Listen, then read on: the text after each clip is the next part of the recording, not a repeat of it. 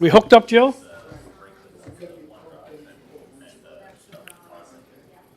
Okay. You tell me when. Okay. Welcome, everybody, to the Police and Fire Service Committee. What do we got here? May 21st at 12:05, I believe it is.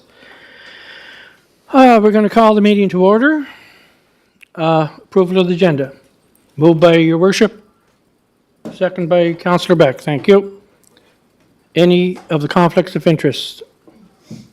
Seeing none.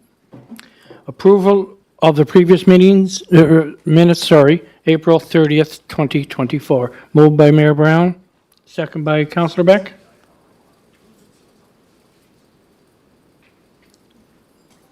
Second by Councillor Beck? Thank you. Was there any business arising from those minutes? Seeing none. Okay, let's get right into the reports. Operation report, Deputy Chief, Fire Chief Kent Mitchell. You weren't supposed to be here, right? Sorry, Mr. Chair. Go ahead. Just on the minutes from the last one, I know the deputy had requested an update in the merging of the street vendor bylaw and the COVID-19 for the next meeting. Are we, did we get anything of that, or did we miss something on that, or is there any update on that? It's under new business. The deputy indicated that she would like a merging of the street vendor bylaw and the COVID-19 temporary patio for the next committee meeting. If I recall, did the chief mention that that is still with legal at that time, or we're still hearing, waiting to hear back from legal? I can't remember, Councillor Beck want the truth on that one. But I thought we were talking about that and where it's going. Chair, the CAO may know, but I'm not putting you on the spot. I think my thought would be with legal is the last that I heard, but we can check that. Oh, yeah, we'll get back to that on Councillor Beck. Yeah, because I think in what I heard is that Chief McConnell said it's still with legal and they're still waiting to hear a report back from them. I could be wrong.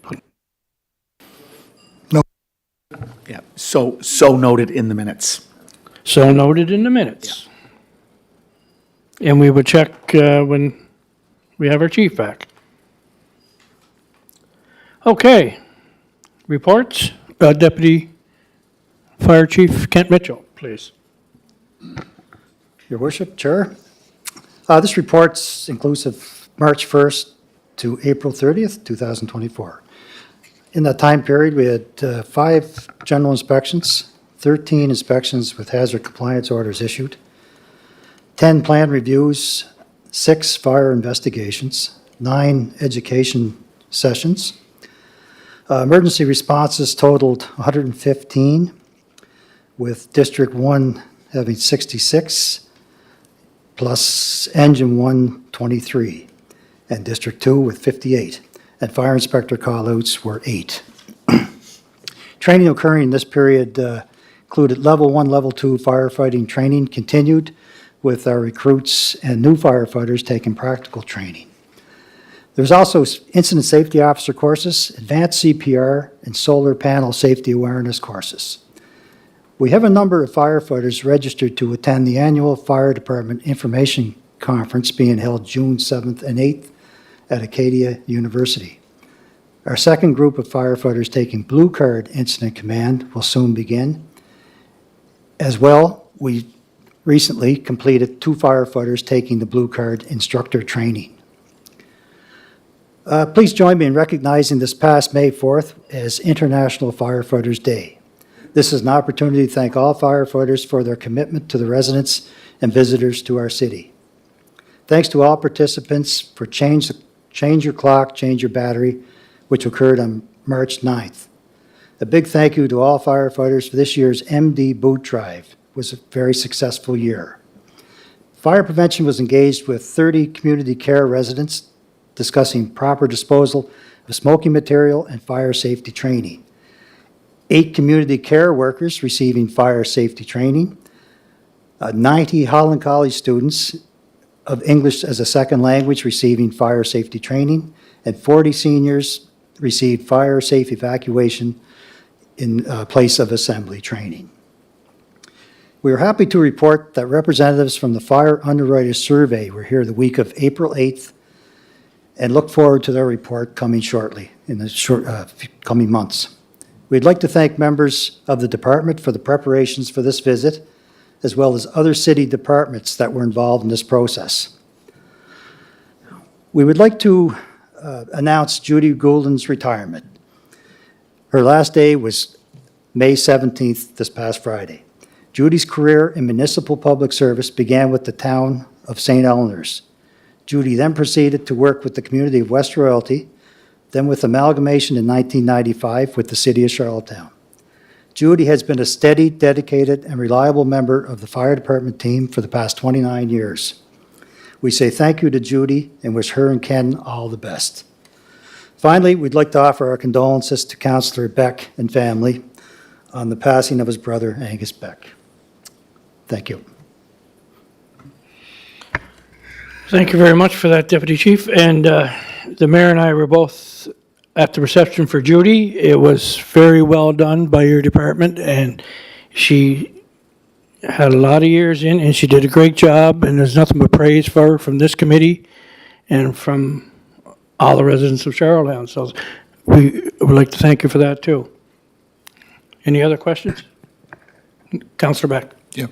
Thank you, Chief, Deputy Chief, and Chief Mimi. I appreciated your cards and your condolences here today as well, so much appreciated from me and my family. I just have a question. What's Blue Card Incident Training? What does that mean? Sorry, Councillor Beck. It's a recognized incident command system training system, which will really increase firefighter safety and firefighter management on emergency scenes.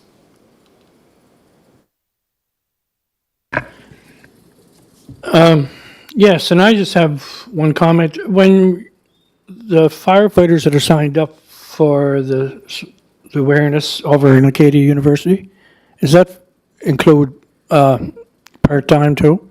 Or is that all just full-time firefighters? Yes, Chair, that's volunteers as well as career. Yeah, both. Thank you very much. Deputy Mayor, you're good? Your worship? As for the fire underwriters survey, I know we have the chief here and yourself, deputy.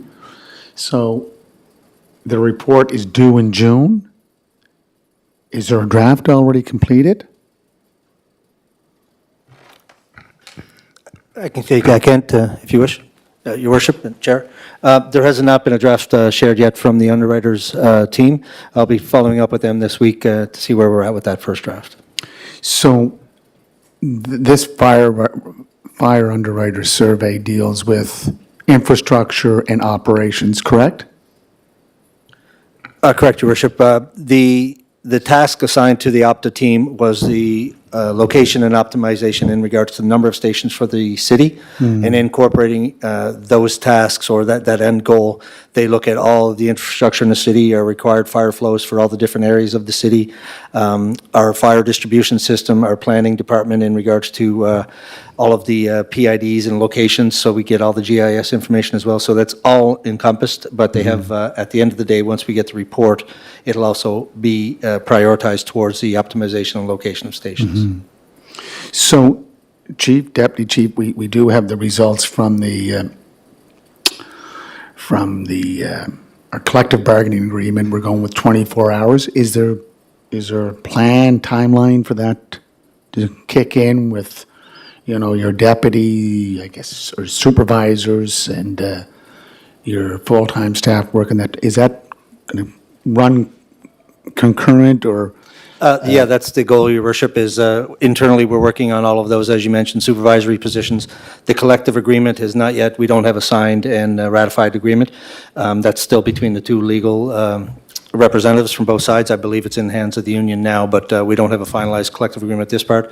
The shift schedule, as determined through the arbitration award, needs to start no later than the 31st of July, but our goal is to start it as soon as we can with the crew configuration and the collective agreement in place, and then the underwriter survey following right along, so everything hopefully is coordinated as one. And just finally, I was speaking to the deputy last week about Noel Palmer, former chief of District 2, correct?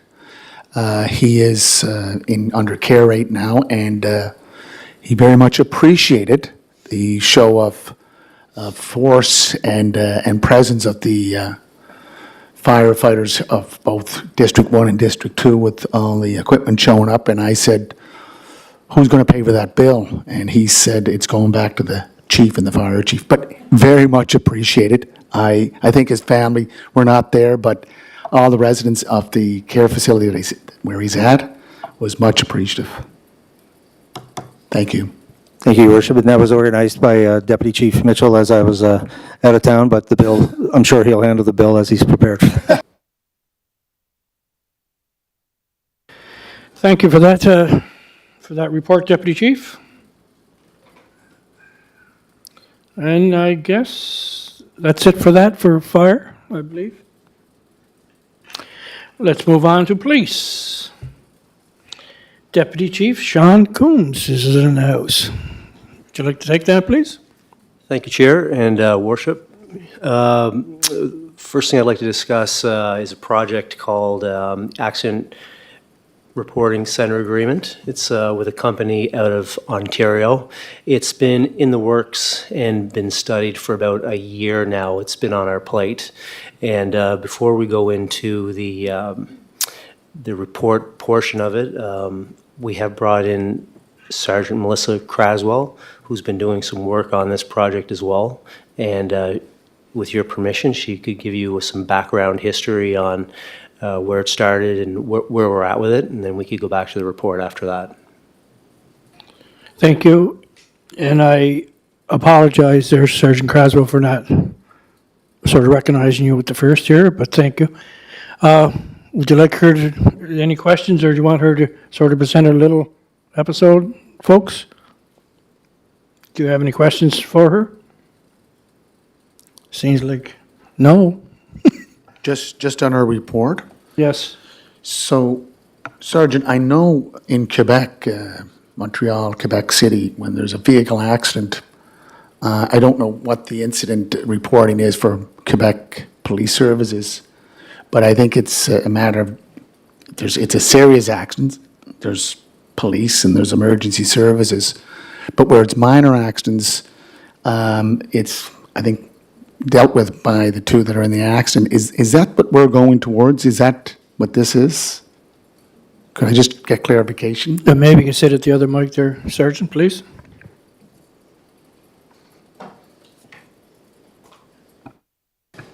Thank you, Chair. So this accident reporting center would be, if there is an accident there's injuries, there is a possibility there's criminal activity going on, or if the vehicles are blocking the road, the police would still attend. If it was an accident, the vehicles could be moved or they could be towed away. They would be directed to go back to the Charlottetown Police Service, and they would meet up with the staff from the Accident Reporting Center, and in turn, they would finalize the report. The reports would get sent right to the insurance company then, so it's streamlining the accidents, and get sent to the province. So, Sergeant, who makes the determination if it's not, I guess serious would be someone's injured, or serious that would be a car is overturned on the road, or, as you said, blocking traffic. But other than that, it's up to the two vehicles and operators to go to police services to make the report. Is that correct? Just trying to clarify. Thank you, Your Worship. So what would happen is, if they were aware of the service, which they wouldn't be right at first, they would normally call our police dispatch, and they would be aware of the processes in place for the Accident Reporting Center, so they would direct the vehicle operators to attend the police station if the circumstances permitted for them to do so. So just a last follow-up. In the other jurisdictions that I mentioned, I know it's out west also, I don't know where our CAO came from, Beaumont, but I don't know, like, there's best practices already in place. Have we looked at those best practices and where this streamlined system's in place? And has it been widely accepted? Because I know anytime an accident occurs, first thing you're expecting is the police to show up because there's an accident.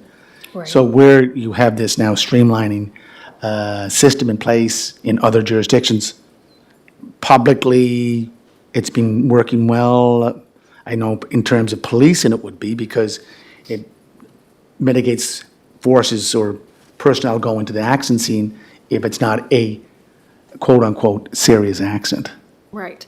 And so what it does for the public is it streamlines their claims. So whenever they attend the police service and the information is input, it goes directly to the insurance company. So the insurance company isn't waiting and contacting our office for that information from the police service. It's going directly to them. So it streamlines it in that case. As far as I have heard, it is well accepted. It is in Belleville, Niagara Regional Police. There's one in Edmonton as well, in some of the bigger jurisdictions. So it appears as though it's working well. If there is a case where we're unsure if a police officer would attend or not, a police officer would just attend. And if we arrived on scene and the circumstances permitted for that person to have their vehicle looked at by the accident reporting staff, we would provide them a card and give them directions, and they could come to the office and do the report, and their vehicle could be towed if necessary to our office as well. Yeah, and I assume, or I'm thinking that this provider will be collecting as much data from, the exchanges with anyone that was involved in an accident and any follow-up with their experience, so that will be tracked. Yes. Okay. Absolutely. Thank you. Your Oh, Worship, I very just good have question, Your one other Worship. thing. Oh, go ahead. Sorry. Just have one other thing to add to that as well. When this is implemented, we will probably be using the standard operating procedures and policies of the other departments that have been successful. And secondly, obviously, there's going to be a very robust media campaign that will go with this before it's implemented and rolled out. So the public is aware that this is what we're trying to put together and so there's information to the public as to what they're supposed to be doing. But in that campaign, we're also going to put out that if you suspect a criminal offense or impaired driving, that by all means, the police will still attend anything where the police should be required. So that's going to be flushed out in the public campaign before it's rolled out. Mr. Chair, just as a follow-up to the deputy, so the first call that's made, the scenario is an accident, first call is made to Charlottetown Police Services. They go, okay, no, doesn't sound like it appears that it's not a serious accident. Please come into the office and on Kirkwood Drive and we'll do the insurance follow-up. But it's immediately discovered after that call is made that there was maybe the person was driving under the influence, a DUI, or there's something that is suspect about someone that was in the passenger side of the vehicle or in the back that looked like the injury could be serious, and they make another call. Does that mean there's a follow-up from police services, or just come in when you're ready to come in? Like, again, it's deputy and sergeant, it's, again, I know this has taken place in other jurisdictions. I just like to see I'd like to get an understanding. And you, when you get that data, you'll be able to filter it and dissect it to say, okay, where can we make some improvements?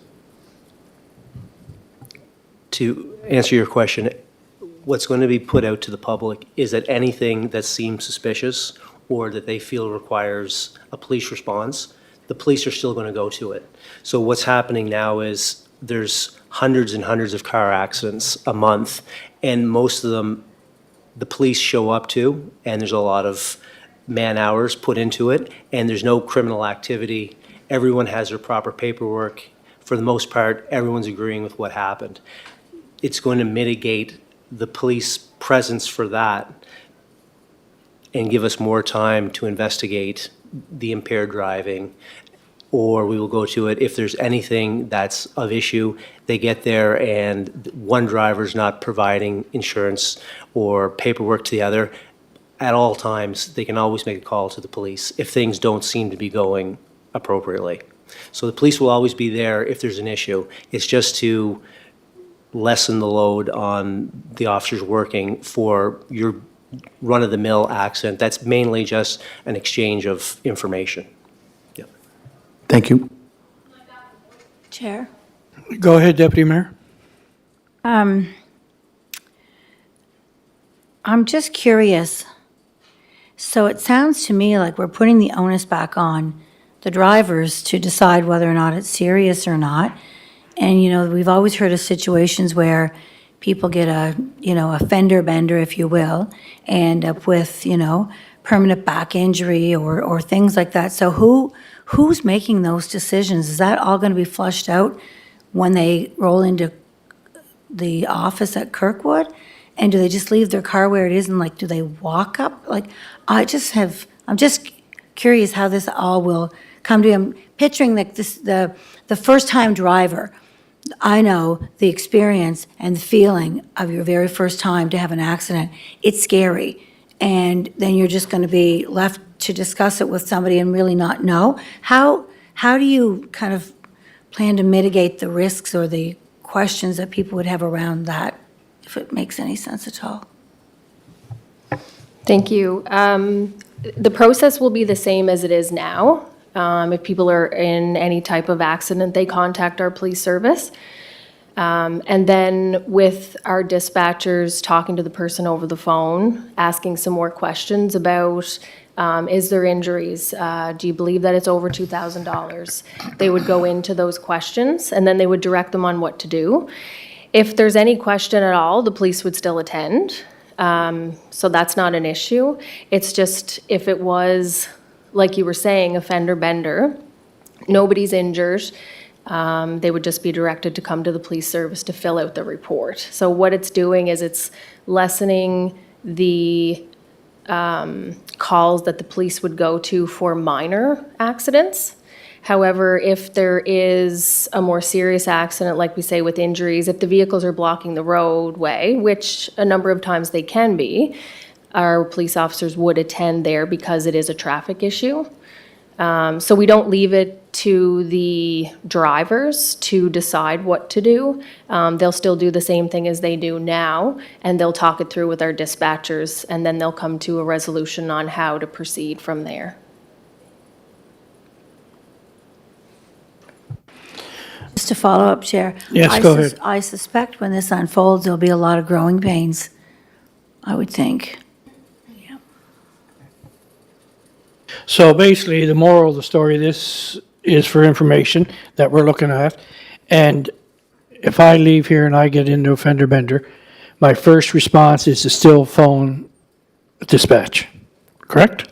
I think is the moral of the story, right? And then they'll walk me through Thank you, Chair. Yes, of the that's- next step. Is that's that, correct. is that what I'm trying to grasp? Yes, Okay, thank you. you're welcome. Councillor Beck. Yeah, I support the philosophy behind this. I think I see the merit in it. What I would like to do is this is going to be a 12-month pilot project. I'd be curious, or I'd be interested in knowing how it's going quarterly. If we could get 3-month, 6-month, 9-month reports, just to, what's the impact? How effective is it? Are there issues? I think some of this stuff, when we will figure this stuff, we'll flush it out as time goes on, and we'll see whether it's beneficial, value added. that sort of thing. So I'd be interested in knowing how it's working as we're going along, as opposed to waiting till the end of the 12-month period. And if we could just have some periodical updates, I think that would be good information to have. Thanks. Chair? And that's correct. With every new, I'm sorry, No, you go. like with every new project and pilot project, we want updates through the system. So we know at the end of the 12 months, as you were saying, Councillor Beck, whether it's good or bad, or whether it's going to work or not work. So if that's possible to do, every 3 months or whatever you want to do it. Go ahead, Sergeant. Thank you, Chair. Yes, I'll endeavor to complete those quarterly reports and have the chief or whoever our designate is to update you on that. Okay, Deputy Mayor, sorry. Thank you. And I don't believe it's here just for information purposes. From the report, it looks as if council is going to approve entering into an agreement. So it looks to me like we are sending this on to council with a resolution. Correct me if I'm wrong, unless I'm reading that incorrectly. But that's what it says. Yeah, there's something like this, owner got to go back? Or is this just operational? That there is a pilot project that the police is starting? Like, do we need a approval from council on, It's a project, it's a pilot project, it's not costing us nothing but you would still want, council's endorsement, for information purposes? not for information, that we're undertaking a pilot project. Okay. We're good with that? So I'll move that we send this along to council for council's approval. Okay, moved by Deputy Mayor Yankoff, second by Councillor Beck. Then it moves on to council. Thank you. Any other questions on that topic? See none.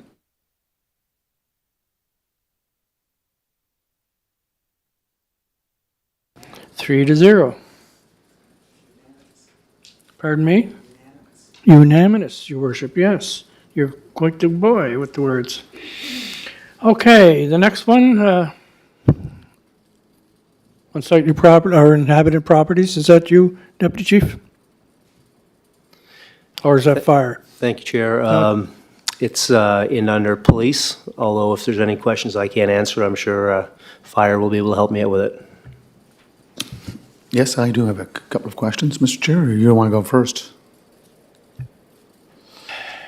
No, well, just a comment is that everything is stated out by our deputy fire chief and our bylaw officer and fire inspector. And,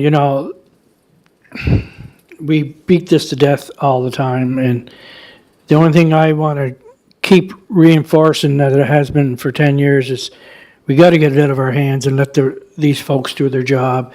Even if once you give your warning, like, shouldn't have to wait another 4 weeks to come back to council. And I know it's a bylaw change and everything like that, but really, guys, like, this has been going on too long, and we're tying some people's hands here on this thing. So go ahead, your worship. I have to say I disagree with you, because disagree that your statement, because I believe that we've had these abandoned, unsightly, dangerous buildings throughout our city, and we made a decision to actually move on the owner to take down his building or demolish the building. So we made a commitment to keep these on the radar, and I can tell you that the structure on NASA Street is now down. It is 164 NASA. There's others, I think, that are in the queue.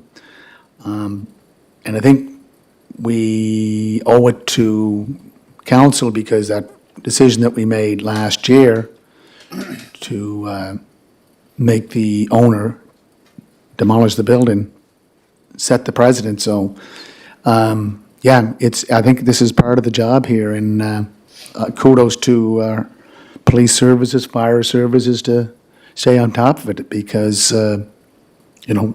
I get feedback about different structures and, you know, why is that still standing and what are we doing? And so it's part of the due diligence that we're responsible for. And I agree, maybe I made the wrong mistake by saying that we don't look at it. We keep going at it, but I'm just saying, the process, your worship, like to have that last one on Nassau, that was finally taken down, like that's been brought to the table a lot, and now we finally had a movement on it, and there's other ones here that we all been going on about, and what I'm just saying, it shouldn't take us 15 months to work with these property owners. If there's any way that we can process or move on quickly on these properties, to have them done sooner than later. And I don't mind them all being in here, but then it's up for council to look at where we're at and where we're going next, and the reasons and why they're not, you know. But as our bylaw officer often stated to me and to a lot of people, it's just not the process that you go in and saying, okay, we're going to tear down the building. There's a process to it, and I'm all in favor of this too, but you just that, I'm just looking at the process of once the warning is issued, how quick can we move on it, is what I'm trying to say.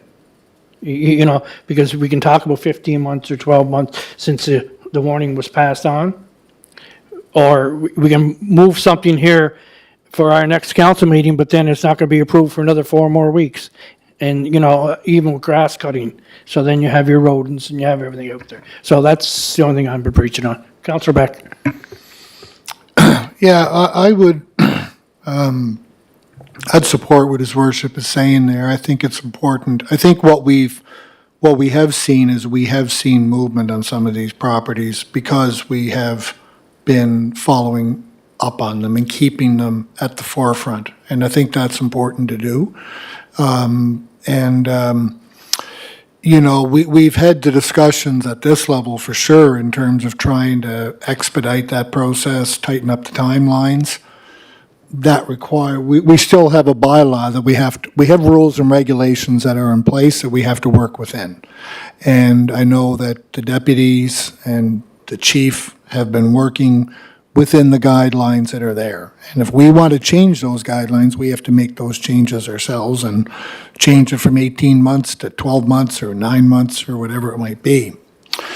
So I certainly support keeping this on a regular monitoring, and I think we're making some inroads. I don't think we're going to get to exactly where we want to be overnight, but I do appreciate the diligence that's been given to this and the attention that's been given to this file, and I think we should continue on with the way we're doing it. The one thing, you know, there is a distinction between the uninhabited properties and the unsightly properties, which, you know, I really agree that we should just get to a point where we just say it's a mess. Bylaw officers issue, do your thing and go get it fixed up. The one thing I was just wondering about, and I know there was follow-up inspections, and maybe, I don't know who could speak to this, but there were March 26th, March 20th, March 26th, and the various properties. Is there any kind of update that could be provided as to what those inspections revealed on the, I was looking at 231 Richmond, 148 Upper Prince, 54 Maple, and 4 Oakland. And the other ones seem to be self-explanatory. Is there any update on those particular buildings from any of the individuals here? Deputy Fire Chief? Chair, Councillor Beck, I'd have to check the files on those particular properties and just to see what was noted on those re-inspections. That'd be great. Maybe if we could have that for a future meeting, Kent, and share with just where we're at with those things. Yes, absolutely, Councillor Beck. We'll Thanks. get that information. And once again, I apologize. Like, I'm not saying take this off the mark or anything like that. Like, I like to see the updates too every month with these, and council seeing it too. I keep missing my point is that a grass cutting thing, for example, if it comes in May, and then by the time it's approved, it's in June, and then by the time our public works was out there, it's, you know, like the summer's going and everything, like, I want to keep this here too. And I want council to be aware of that we are working on these issues. So I just want to clarify that. Deputy Mayor, you got anything? Okay. No, I don't have anything. I think I think it's two very different things, the abandoned buildings and the cleanup and the grass cutting and tidiness of properties is completely different than I think the abandoned properties, which could be turned into very much a safety concern and not That's just correct. an eyesore. Yeah. Okay. Any other questions, Mr. Your Worship? Chair, Go ahead. No, again, I'm not taking your comment as something that you're totally disagree with us. It's just that we have an unsightly and dangerous bylaw, and the Department of Planning, Development and Heritage are working through legal counsel on updating the enforcement and summary proceedings bylaw, which would, again, give the tools to our bylaw enforcement officers and police services to actually issue tickets with minimum and maximum fines. And that allows for a process to follow through the court system.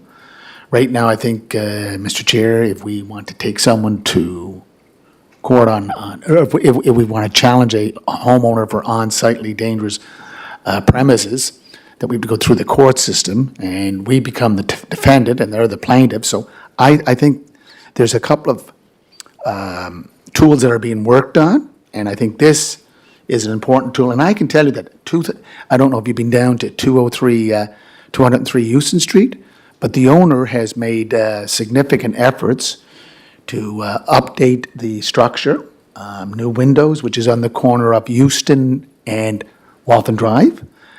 So I think this is a pressure that it's not a hard pressure, it's a soft pressure, but I think it's needed. And I think with the Houston Street Irving, there's, Urban Energy is getting the pressure to do something. So, again, I see members of this committee, members at large of this standing committee, we're not being, coming down with the big stick. We're saying, how do we make it more effective? How do we make the whole exercise more efficient? And it was like, and I give you an example, like 75 Dorchester Street was brought up again as an unsightly premise. But I think that was passed within the 18-month window, which was mentioned by the deputy, that if we do issue a order from council, there's an 18-month window on these orders. And I think this is not the first time that this has come up in the 18 months. So we're learning to use the tools that we need to ensure that we have a very pleasant and aesthetically pleasing municipality, and this is part of the job. So, Mr. Chair, I think by keeping this in the inner crosshairs, it's not only effective for us as elected officials, but for the administration of how we keep our city a great place to live, work, play, and raise a family. Thank you. You were so right, and we are willing to work with the property owners. So we just want to state that, and we will always work with the property owners before we make a massive move on anything. So thank you very much for your comments.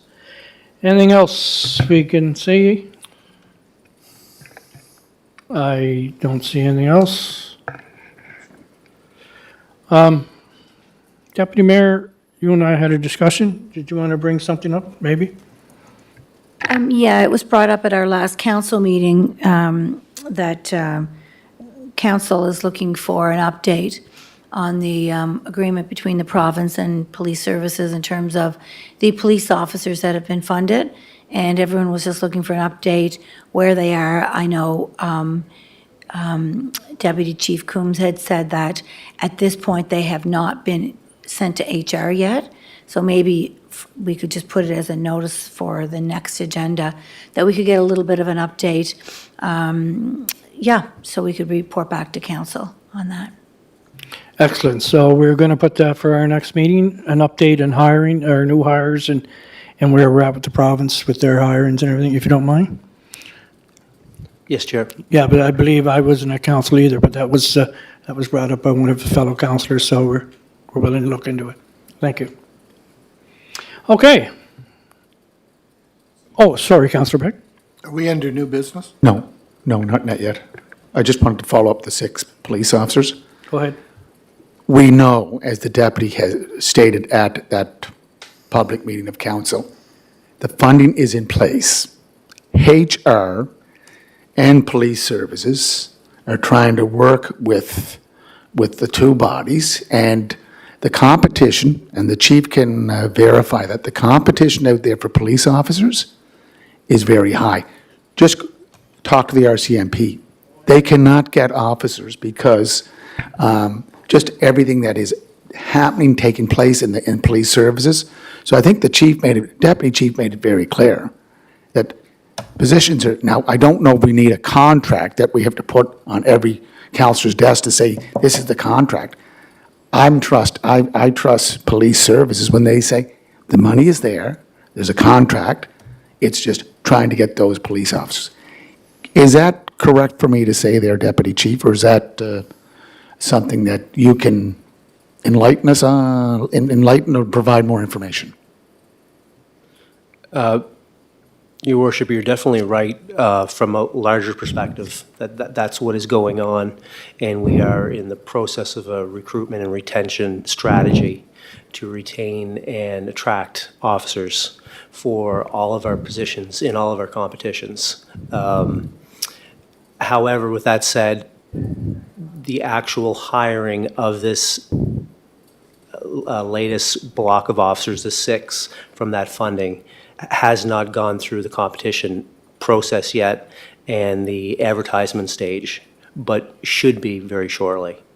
And, Mr. Chair, I can say with full confidence, I've been down by the Tim Hortons on Grafton Street East.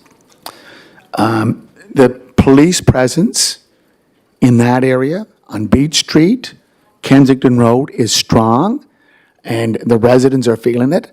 I just find there's a disrespect, and I think I've spoken to the CAO, that we have police services that is exceptional, that's working very hard, same as our fire services.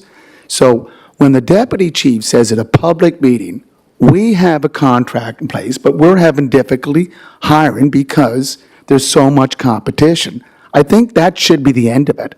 But we have to make that clear anytime this comes up, that as chair, as members of this committee, I respect what they're doing. Unless, someone sitting around this room wants to get out and walk the beat and, hand out tickets, fill your boots. But the purpose of bringing in your deputy chief to say, yes, this is actually happening. There is a contract. Now, I'm very confident with that, and I think that this council has been very supportive, because if you look at the last year, 11 officers have been put into the protective services, which is, I think we need more, and I'm sure the council will be looking at that in the future. So, again, the clear message here today, Mr. Chair, there's a contract in place. We're out there searching. When we find them, we'll give the list to all of council. Here are the new 6 officers, and here's what we're getting from the province. Make it clear. You are exactly you. right, and we all support our Charlottetown Police Service, plus our fire service too. And that's going to be the message from here on in. It's not our role to go out and find someone in St. John or something like that, but when the applications go out, the contract's there, we're going to be going forward, and so you may just put that to bed until HR and everybody gets into it. Correct? Councillor Beck, did you have anything? Under new business. Deputy Mayor, you okay before we go to new business? I believe so. All right. Just want to make sure. If we're done with the other one, I'll add mine. Yes, go ahead, sir.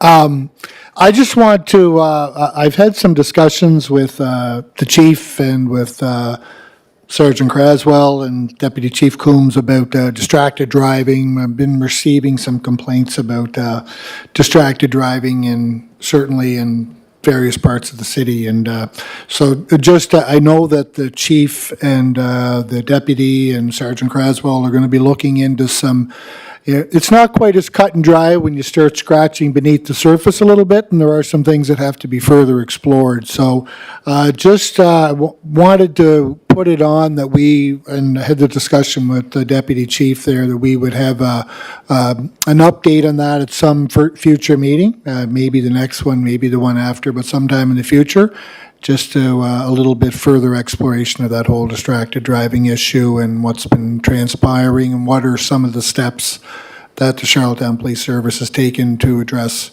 distracted driving here in Charlottetown. So I just wanted to put that on as a notice, semi-formal notice of motion, I guess, but just bring it on for another meeting at some point in time. And I know that they're doing work on it, and we'll just get an update once we have a little bit more concrete information to share at that time. Yes, and I thank you for that too, and we did receive the email from the Deputy Chief McCarron this morning, trying to explain things out too. And I know it's an ongoing problem, and always has been, since God invented the cell phones, because people just don't take time out. I'm not going to say that I'm guilty of it, but at the same time, because the police are here. But it's just an ongoing thing, and once we get more concrete information, as you say, Councillor Beck, I think it's going to be fantastic. So then we'd have something to take to our residents who ask that question is, why is Joe Blow driving down the street in a cell phone? You know, we have answers for them, I guess. So thank you very much for that, and we'll be waiting to hear. Any other questions under new business? Mr. Chair, Oh, I don't know if this is Mr. new, Wirtz. I don't know if this is new business, but we've discussed it before, kick e-scooters. Just want to, again, a reminder to police services, administration, that are we working on a bylaw to regulate, if not regulate, to have a framework in place on the kick e-scooter after this season, that next year, 24, 25, 26, we have a bylaw or a policy in place that governs kick e-scooters, because I think just watching look at this past weekend, some e-scooters are out there wearing their helmets. They're being respectful of, from what I've observed. I'm sure everybody has different observations, but I think that we just have to look at that, look seriously at that framework for going forward. So just want to put that on notice. Yeah. And the owner too, is, I don't know how they're gonna, like, they wanna have it on our plate that we police it all the time. Like, I was coming home Friday night from Stirs for Life, and right on Queen Street, two young fellas driving around right down the sidewalk without helmets. And our police cannot be everywhere, and some of this has to fall back on the owners too. I don't know how they're ever gonna, regulated, or if they gotta follow them around the whole time they're using e-scooters, but it's just, it's crazy. So yes, we'll certainly look into that, and we gotta change things, and we gotta be more strong on it, I guess, and that's about it. Okay. Motion to adjourn. Moved by Councillor Beck, second by your worship. Thank you, everybody. Have a great day.